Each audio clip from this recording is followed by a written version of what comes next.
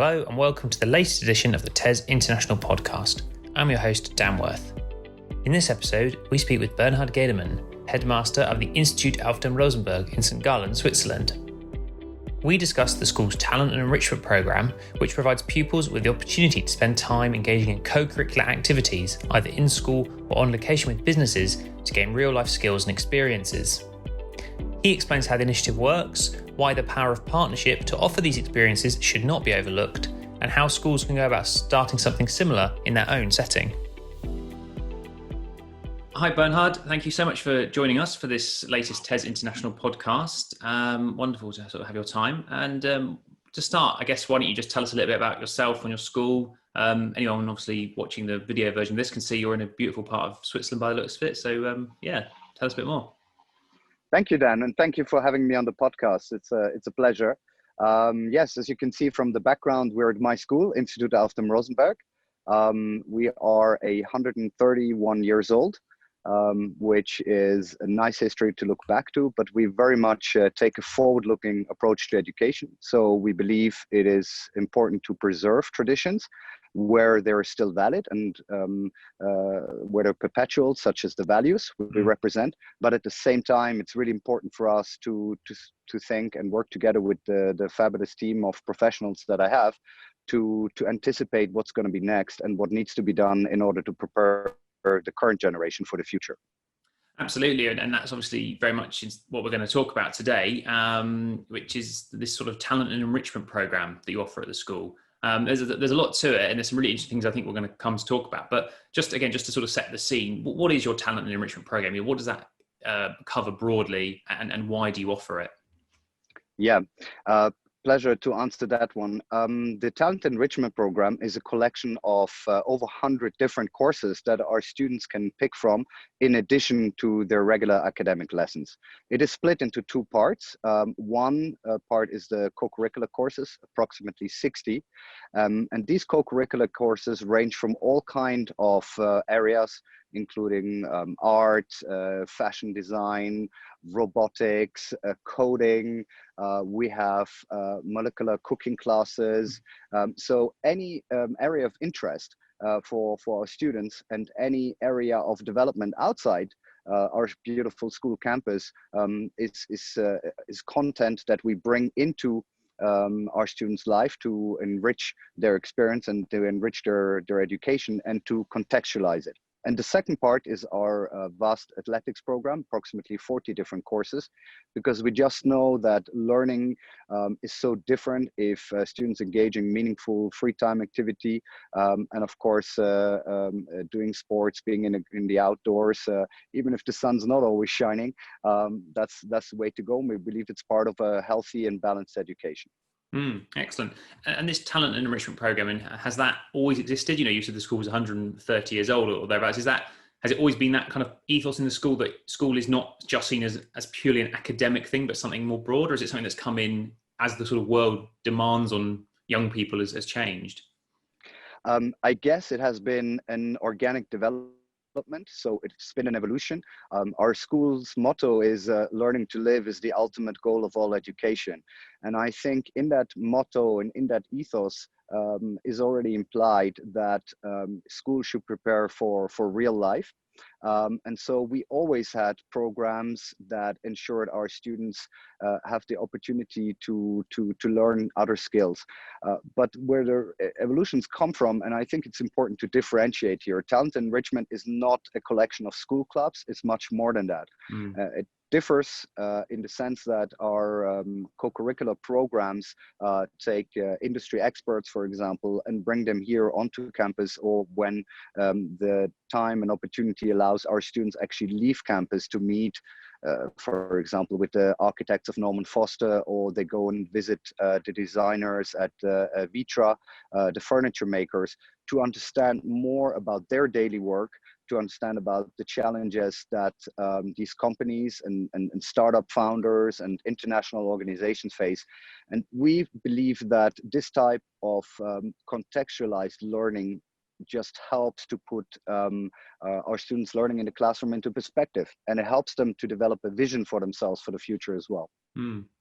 And so when you're talking about that, and you said it's not just like this sort of this extracurricular thing, but it's something very much within their education. So how do you do that? Is that in the timetable? Is it something that they have allocated like a week in the timetable where they all go off and do something? How do you make it fit in around their schooling, but actually be part of school, not something additional they can choose to do? Yeah, so first of all, it's part of the timetable, and students have the opportunity to sign up to one or multiple courses. And it really depends what they're interested in, and I have a variety to choose and pick from. And then the second aspect that makes it really a co-curricular course is that students have the opportunity at the beginning of the course to outline their expectations. They can give the reasons why they picked a particular course. And to give you an example, I've been teaching one myself for a while now, and every so on, I do it on a trimester basis. And it's really interesting to see that some students are interested in joining a topic because they already know something about it. So to give you an example, I was running wealth creation and investment. So we spoke a lot about, how do you invest into shares, what are interest rates, and so on and so forth. Really important skills for later on in life. And I also had some students who say, I have no idea about this topic, and that's exactly why I chose it. And that's fantastic because it really broadens horizons and opens doors. So that is one element. And then every co-curricular course has an actual curriculum outline. So it goes through different stages, and then we always make sure there is a highlight and a learning outcome at the end. And our students also reflect on what they've learned. So it's really great to go back at the end of a course unit that runs for one trimester, so approximately 10 weeks. And I can reflect and see, have we delivered on the goals? Have they made that learning experience they set out to do? So it's great for them to understand what they've learned, but it's also great feedback for us as educators to see, whether we're delivering on this expectation. And how do you do that? Do you, I mean, maybe not set an exam, but do they have a sort of test on things, or do you is it just more they sort of tell you what they think they've learned? How do you actually, because again, on everything from, I mean, you mentioned, working at the Norman Foster Institute, whatever it was called, and the course you run, I mean, how do you actually know they've come away with something that they wanted to learn from that? So I think there should always be something hands-on to take away. In many cases, that would be a presentation.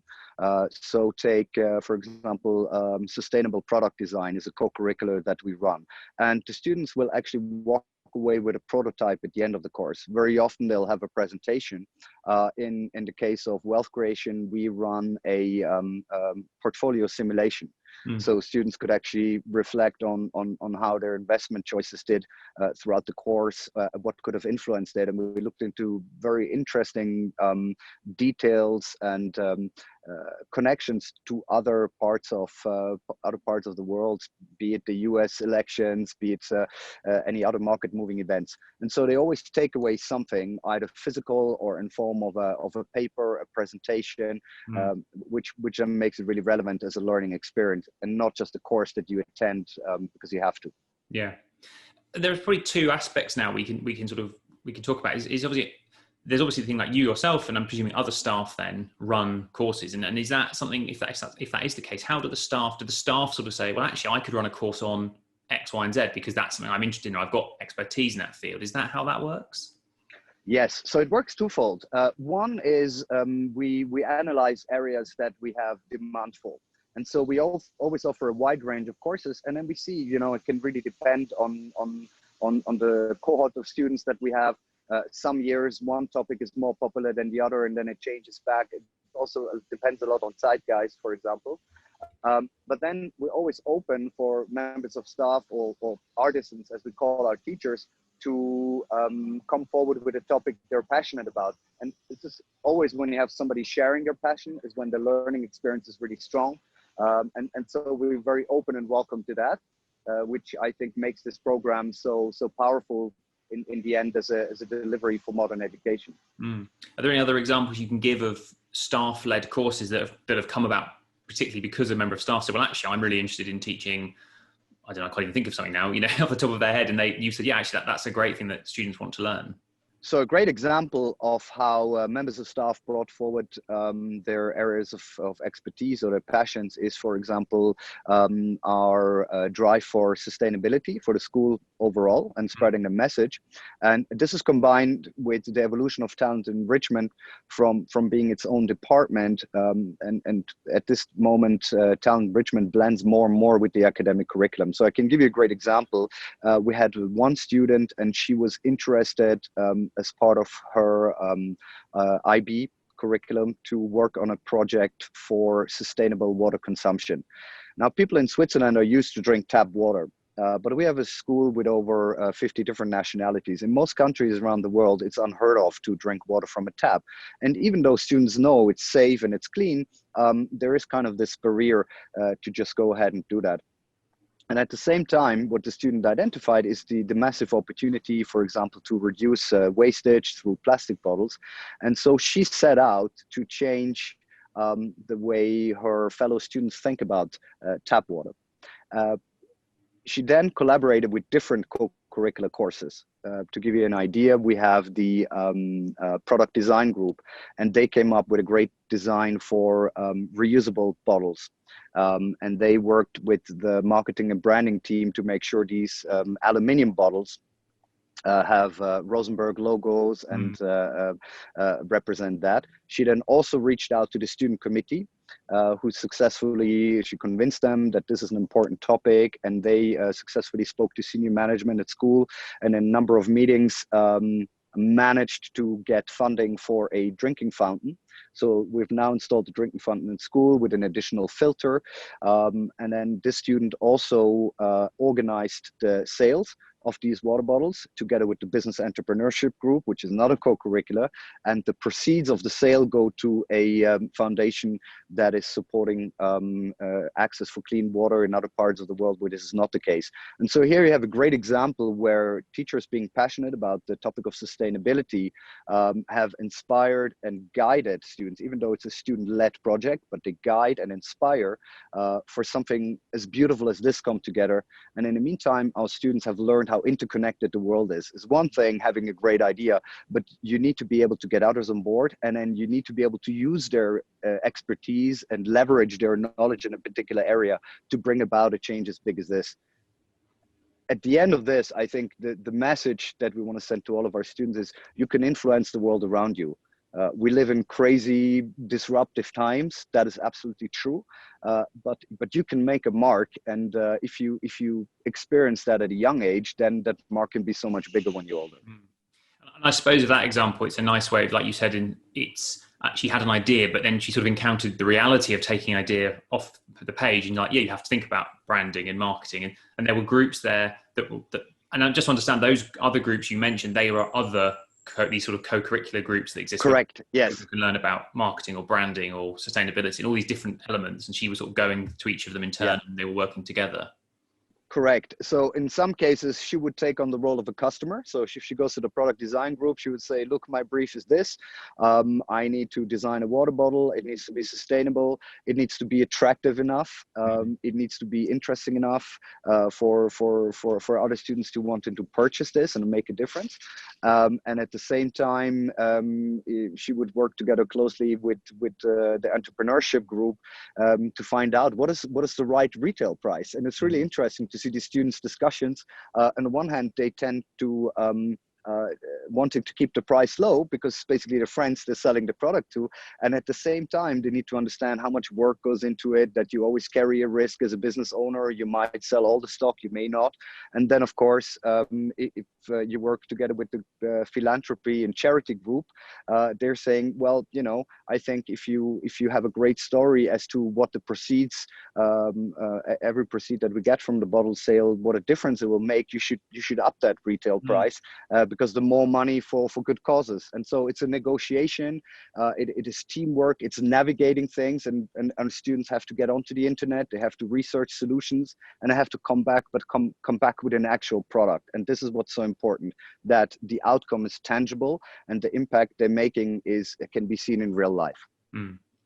So we're talking now obviously so much more about in-school and the groups that exist. I mean, correct me if I'm wrong, but it sounds like they're all inside the school, and that's all different parts of the Yes. school coming together. But obviously, the other aspect of this talent and enrichment program is that you work with external organisations, and you mentioned like the Norman Foster Foundation, and I believe you also work with the Monaco Yacht Club, which is obviously very sort of prestigious sounding organisation. So again, how does that work? Does that involve obviously students leaving the school and going off for a few days, or is it a day and back? I mean, how does that work? And maybe you can also talk about how you've set up those relationships with those kind of organisations, because I think that's something that other schools who are looking at doing something like this already do this, but think we need to do more of it, would love to get involved with other organisations nearby that really add a sort of real world impact on this. It's not just learning some life skills. We do something in school. They have opportunities to go out into the world and meet and work with real professionals.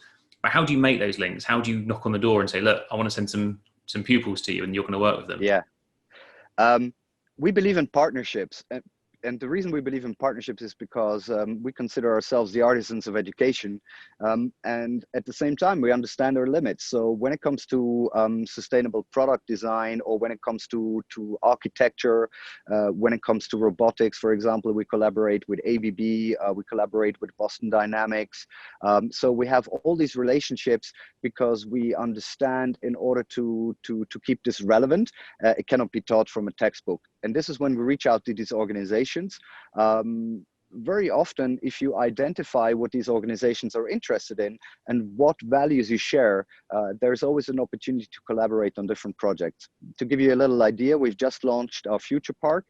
So this is an area where our students will be able to experiment with technology, with design, to look into important topics such as climate change and energy consumption and so on and so forth. So there we have 2 domes. And in these domes, in one dome, we were simulating the climate in Switzerland in 2085 to analyze the effects of global warming. This is a collaboration with ETH Zurich. And ETH Zurich has a spin-off. That spin-off is called Yasai. So it's a bunch of guys that came up with really innovative solutions to nurture plants in a sustainable way, that is without using a lot of soil. So they're hanging in 3D shaped containers, or containers produced by 3D printing, and they use a special type of light to make sure they're nurtured correctly and they grow. And so the guys from ESI came onto our campus. They did a number of projects with our students. Our students then had the opportunity to design their own solution for our climate garden and to put those up. So they're going to go into production soon. Now, how do we get to other partnerships? In the process of that, the guys from ESI told us they're working with a startup that is called Saga Space Architects. So it's a bunch of guys from Denmark who are working on the next lunar module. So they're producing habitats for outer space. These guys are using the hanging plant solutions. So this is how we got in touch with the space architects. They're currently in Greenland because they're testing one of the modules. And so 2 days ago, they sent a brief to our students. So our students are taking over the role of mission control. And it's a little bit like in that Tom Hanks movie about Apollo 13. Because they're testing their habitat under real life circumstances, they have sent a task to our students. And so they give them a list of the amount of objects they have, their cable binders, duct tape, and so on and so forth. And our students now have a challenge to produce a sustainable storage solution for that habitat. And so this is a great example of how one partnership leads to the next, how one inspires the others, and how once you start thinking about school in a different way, and approaching these partners and convincing them that you're doing school in a different way, then really the world is your oyster. But I think a lot of effort has to be done. When you ring somebody up and you say, I'm from a school, I'd like to collaborate, they're like, oh, yeah, because they imagine an old school classroom scenario. Yeah. Once they understand what your approach is and how you want to take things to the next step, they open up. They're super happy to collaborate because they understand that the type of skill set that we teach here at Rosenberg is exactly the type of skill set they apply in daily basis in their jobs. And many of them say, "Oh man, I wish I could have gone to your school. I wish I would have started this earlier, because it would have maybe allowed me to be a step further in life today." Do you, when you talk about those connections there, but does that require, you as the headmaster sort of get on the phone and make the call, because they'll talk to the headmaster, the head of the school, whatever you might want to term it, or do you find staff actually make these connections, or does it require that sort of top level impact just to get the door open, the conversation going? It can help to have a top level contact, but we have our talent enrichment team is basically also in charge of our partnerships. And so they would reach out directly. They're very passionate about what they're doing. And so there's always many conversations going on. We also have conversations with partners where we're saying, well, we have these values, they align, but right now we don't have a project. So let's put it on the side and let's revisit it. I think the key takeaway is this: you do not always need to have a very formal relationship to get the ball rolling. Yeah. And because our approach is very entrepreneurial and we just want to go and do it and not talk about doing it for forever, I think that's the best approach. You reach out, you find you have a lot in common, you have aligned goals, and then you should just go and start a project and see what comes out of it, because many of these things are experimental. You do not know where the journey leads you. So it's always an element of risk taking inside this as well. But that is what makes it so exciting, because everything we do is brand new, hasn't been tried before. As long as your partners have the same approach, I think anything is possible. Yeah. And how do you do that though, or just to go back a step, when they do have these connections with organizations that aren't, in the nearby vicinity, or maybe in pre-coronavirus times when it was possible to travel and go places, is that how that worked? The students would actually go and spend time off site, and they would stay somewhere for a few nights and really engage. I mean, again, can you talk a bit about that and how that works and how you find the time for them to be able to do that? Absolutely, Dan. I think, one of the biggest problem with education today is that it has become so academicized, for the lack of a better word. And what I mean by that is that we took out all relevance to real life in an effort to be able to put subjects into boxes and to be able to assess students, to determine their worthiness, whether they should be studying this or that. And I think we need to bring that real life context back in. The way to achieve that from our point of view is to make sure that education is an experience again. Every time I leave my comfort zone, whether that may be physical or not, I have a new experience. So going to places, traveling there, to see factories, to meet business leaders is an important part of our education. So in the pre-corona times, we would go to Napoli, we would visit Kiton, one of the world's most famous and traditional tailors, and just understand how with their artisanal craft they're making a big business in our day and age, which is very, very interesting to see. We went to Madrid to the Norman Foster Foundation, as you mentioned. So we go all kind of places to see and experience that, and I think that the current circumstances, we are trying to get more visitors onto campus, of course, following our safety protocols, or alternatively, like with the space architects, just to check in with them via the many tools that we have. And I think that is a great alternative. But as soon as it's safe again, yes, we'll be on the road and we'll make our students get out there and just collect these experiences, because we believe they're life-changing. They're at the young age, and the more experiences they can make today that will influence their life will also ensure they can make better choices when it comes to their choice of university, career, and work and beyond. And just one very quick sort of or sort of extra point on that. When you talk about these type trips away, I mean, how long are we talking? Is it a couple of nights? Is it a week? I mean, how do you factor that into a timetable again from a sort of practical point of view?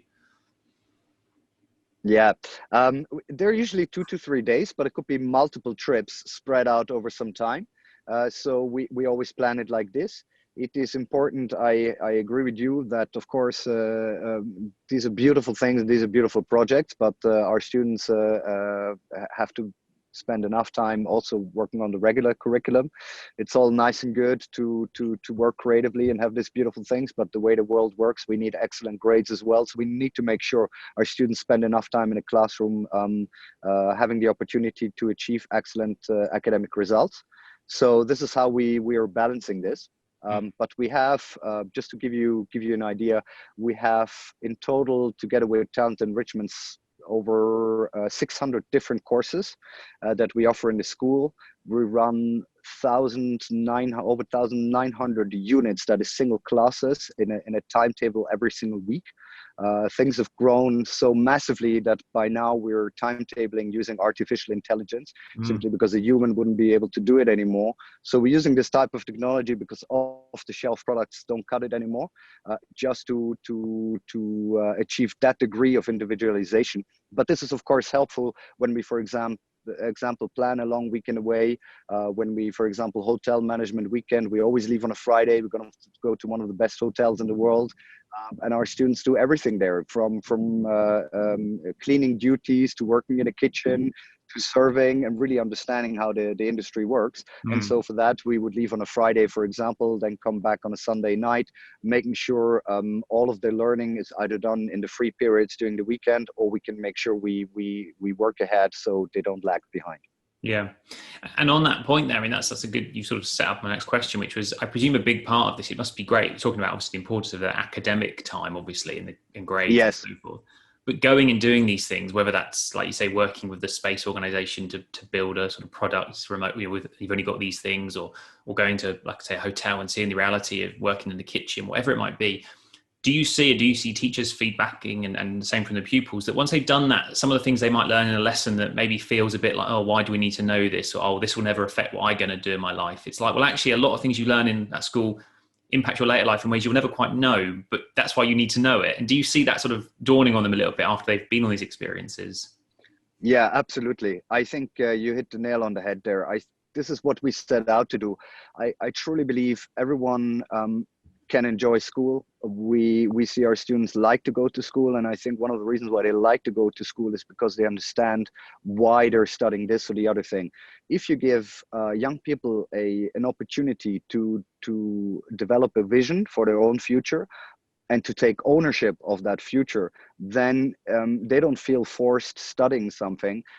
They actually understand why it will be important to study this or the other, and that makes it very, very valuable. We also see, as a consequence of the Talent Enrichment Programme, that actually our overall academic achievement have improved. So there's a definite correlation there, which is fantastic to see, because it's really what experts have been saying for many years.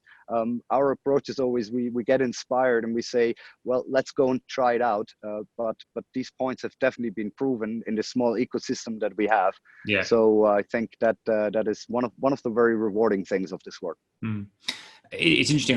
A teacher from Malaysia wrote something for us recently in the magazine, the International magazine, and saying something similar, that they introduced a sort of more of a focus on the world outside, not just grades. But they said that it was a bit of not a challenge, but it was that they had to overcome the sort of the parental response to this, because they're very driven by grades, and good grades is what it's about, and that will get you ahead in life. And they had to sort of steer them into this mindset of, yes, we're not going to stop focusing on grades, but we're going to start giving the pupils a real world experience, because, for example, it's great to have 3 A's or whatever it is, but if you can't do a job interview, if you can't sort of present, if you can't whatever, you're not as far ahead as other people. Did you have any similar sort of issues to overcome with parents, or do you think the nature of the school and everything meant that the parents sort of really embraced that idea of, we want our children to be out in the real world a bit as well, and having these opportunities to engage with big organizations or startup businesses or whatever that might be? I would say parents choose us among other reasons because we have a talent enrichment program like that. I think you said it perfectly well. In the world we live in, and this may look different in 2-3 decades from now, but in the world we live in today, I cannot call up one of the leading universities in the world and say, take Dan, he's a fabulous, smart kid, he's really creative, you should see him lead on projects, or how he inspires students and how he has positively impacted our community. They will say, well, that's all nice and good, show me the grades. So we appreciate we need to achieve both. We need to have excellent grades because this is the measure of our time. But we are we can see from our experience that it's absolutely okay to balance both. And the powerful thing is really this combination that you can have a student with outstanding grades that then interviews, and they can relate back to experiences they've made themselves. They can relate back to examples, and they would understand if you go to a science class and you're doing a complex calculation, what that actually reflects in real life, and that is so important. I also think, it's a challenge for educators as well. This takes a lot of effort. I think it takes a lot of entrepreneurial spirit, ad hoc decision making.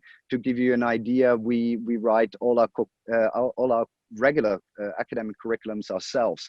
So you have the opportunity to stay up to date with every course you teach, and at the same time, the environment is just so dynamic. You can never just teach off a book because that won't bring you very far. So striking that balance is a challenge. I think our artists and teachers are doing an absolutely outstanding job. None of what we're discussing today would be possible without them.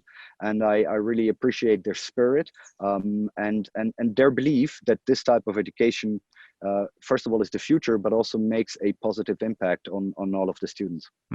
Well, you've preempted my next question, which is going to be on the teaching workforce generally and how they sort of find the time and the energy to do this. And I think, giving people the chance to do something they're interested in and that they have a passion for, or whatever, is always a good thing. People rarely don't want to do something that they enjoy, and if you even within their job. But obviously, like you said, it still comes with time and commitment and effort. Yes. So I mean, I guess overall, is there anything sort of ways you've had to sort of make that possible? Do you have to lose other things from the timetable, or do you have to sort of give them? Do they get dedicated time allocated where they can spend some time building these co-curricular modules they're going to deliver? And how, a little bit more about how that works, I suppose. Yeah. The way we approach it is that our teachers have an average amount of lessons they teach per week, and then the co-curricular would be an extra commitment, also with extra compensation with regards to that. Now, you asked, usually it would be a teacher that is passionate about a subject.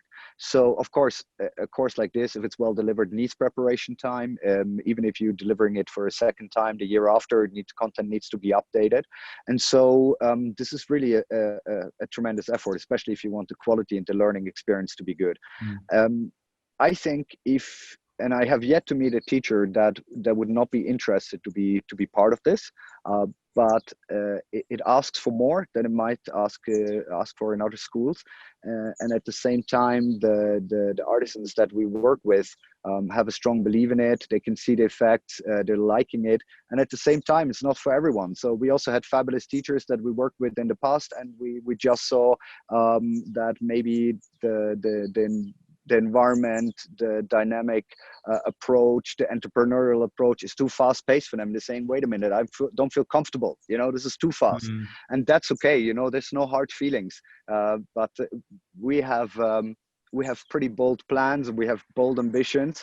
And this is unfortunately what comes with it. If you want to make a real difference, at the beginning of making that difference is a lot of hard work. You said it yourself. What is the expectation of the parents? If you develop programs in a live school environment, and as school happens, the margin for error is just zero. And that's why, of course, the pressure is high as well. As every school, we're not in the business of selling refrigerators. If you sell a refrigerator and it malfunctions, you apologize and you say, I'll send you a new one. You only ever have that one chance with a student. So you've got to get it right every single time. We do, but of course, it's a lot of hard work and it's a lot of pressure. Consequently, though, the rewards are, or I would say the outcome is also so rewarding. Do you think, and this is a big question, I appreciate, but do you think this is something where a lot of schools are going to have to look, though, because, we've seen through the pandemic and so forth, what that caused to exams and so forth, that we can't just rely on exams. You just get, like we've talked about, just getting good grades is great, but it doesn't answer every sort of modern world requirement. If you do things like this, if you provide these extra opportunities, even if it's on a much smaller scale and it's much more briefly, it gives students something else to put on their CV, something else to talk about in an interview, some other skill they can suddenly realize, I can do that. I can make a career out of that. That excites me. Do you think schools are going to have to get a little bit more flexible and give or ask and demand teachers be a little bit more like, yeah, okay, what else can you bring to the table? Which is hard to suggest, isn't it? And teachers might think, bloody hell, we do enough. But maybe Yes. that is what we have to accept, that's what we might have to ask of them. I think ultimately everything comes down to a mindset. And so you need to have the right mindset. And of course, you need to have a school structure or management that enables you to deliver on those goals. I think that you said it rightly. I think education is for too long focused just on exams. So the way we approach it at Rosenberg, for example, we stopped focusing courses on exams. So we're saying, for example, you study economics, okay, and then we will prepare you for the A-level exam in economics, or we might prepare you for the IB in economics or the AP exam. But let's first focus on actually studying the topic and understanding it and taking a deep dive there. And I think this is the way education should go. We've come too far away from actually educating students. Traditional schools and traditional school systems are just basically exam factories. And I think that's so worrisome, considering if you calculate kindergarten and a few years at university into the package, here is almost 20 years of opportunity wasted.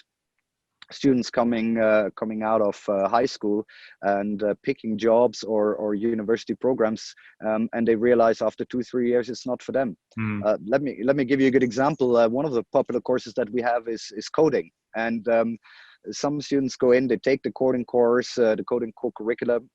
They love it. They learn new skills, and others come to us after a few months and says, that's the most boring thing I've ever done in my life, and I will never become a coder. Yeah. But I might become a game designer, or I want to work in game development from a marketing or business perspective, and so on and so forth. And that is a valuable experience. We need to have that context because the world is changing. So if we teach adaptability, if we engage students early enough with things they could be possibly passionate about, but also finding out what they don't like at all, I think it is worth the effort. I think schools will have to change. It will have to change rather rapidly. And that may be a final point on this. Knowing stuff is not a human niche. That can be taken over by computers, by artificial intelligence increasingly. Human skills are creativity, or the fact that, by that we don't only mean, make a beautiful oil painting, thinking creatively. So it's having creative thought of value, linking things together, making connections, being able to inspire other human beings. Those are human bastions that we need to focus on. And so that is really, really important. And I think, everything we do here at Rosenberg can be applied on a smaller level, maybe in other schools. We truly see ourselves as pioneers, not in an exclusive bubble, but we're happy and willing to share that expertise. And I think our partnership program is testimony to that as well, that we just think these ambitious aims of bringing about a true change for education cannot be achieved as individual organizations. There needs to be a bigger change for society as a whole. Yeah, I like that idea of, as you said, the pupils doing a course and realizing they really don't like it, and that's also a good thing, isn't it? It's a good outcome because they've learned something about what they do like and what they want to be driven by. And if that isn't it, they can start to define themselves to what they do like, and that's an important thing too. And if you don't have the chance to find that out, well, how do you find it out? So yeah, it's nice to hear that. Sort of that's the reality. Sometimes it's not everything's brilliant. It's like, God, that was the dullest thing I've ever done, but that's good too. That's a good outcome. You've touched on a good point there, and I think that might be a nice place to sort of to wrap up. Is for schools worldwide, international or maybe just a state school, in any country listening, are there sort of any good sort of ways you can get this going? Is it just, do you reach out to the local museum, a local business, and just say, look, we'd love to get our students involved? What are some sort of practical things they could do and take away from this and think, right, how do we make this work? Do you put a member of staff in charge, say, right, you are the talent and enrichment director, now, and you're like, oh, but is that a good idea? How could they take this forward? What advice would you give? I would float the idea of such a program with all members of staff. And I think, by the way, that shouldn't be exclusively teachers. You might have somebody in your administration, or you might have somebody from an area that would you've never expected, who is very passionate about this idea of enriching education through a talent and enrichment program such as ours. And then I think you need to build a team based on that. Part of the preparation work is to find out, well, you don't have to go far. You said it really nicely. In every local community, and that could literally be anywhere in the world, there may be an area of expertise. There may be some form of production. There are startup companies. There are established artisans that you could go and visit. And I think reaching out to them is a good starting point. And my key takeaway from the experience and the journey that we've made is really don't do too much strategic planning. You'll waste time on strategic planning, but you start with one co-curricular, you start with one talent enrichment experience, make that happen, and then based on that, ask the students how they enjoyed it, and make sure to reflect, and make sure you use this reflection as a takeaway for your team, as a feedback to see what else students may be interested in, and where you have to take things. And we've learned a lot with regards to that. We always put a lot of co-curricular courses out there. We see what students are interested in. We also not afraid of adjusting them. If students come to us and say, wait a minute, yes, I was interested in fashion design, but all we do here is produce garment, then we have to be flexible enough to sit down halfway through the course and say, well, we understand they want to be more involved in the design aspect. So how can we adjust the curriculum? So keep flexible and just go and try with your first one, and slowly you build that.